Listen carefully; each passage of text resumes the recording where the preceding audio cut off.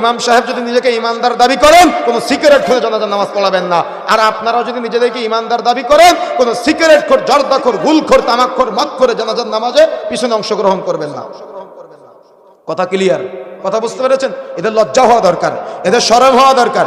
এর সন্তানেরা এদের বাবার কাছ থেকে সিগারেট খাওয়া শিখে। কতটা নির্লজ্জ, কতটা বেহায়া! বাবা সন্তানকে সিগারেট ধরায় দেয় আর সন্তান বাবাকে সিগারেট ধরায় দেয়। আরে নির্লজ্জ জাতি! আজকে মেয়েরাও এই মাদকের সাথে জড়িত হয়ে প্রায় 30% বাংলাদেশে যত নারী আছে তার মধ্যে 30% নারী আজকে সিগারেট অর্থাৎ মাদকের সাথে জড়িত।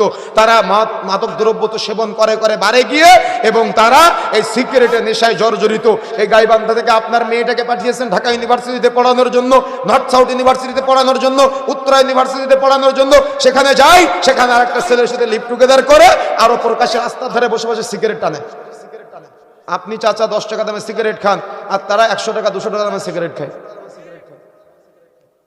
আর আপনি এখান থেকে উপার্জন করে মাঠে চাষ করে, দেখা যাচ্ছে মাছ ধরে, ফসল ফলিয়ে, চাষাবাদ করে আপনি দেখা যাচ্ছে কত কষ্ট করে আপনার ছেলেটার জন্য, মেয়েটার জন্য টাকা পাঠান, আর তারা এগুলোর সাথে জড়িত হয়ে যায়। এজন্য সতর্ক হতে হবে, সাবধান হতে হবে। আল্লাহ বলছেন মানুষ ক্ষতির মধ্যে নিমজ্জিত।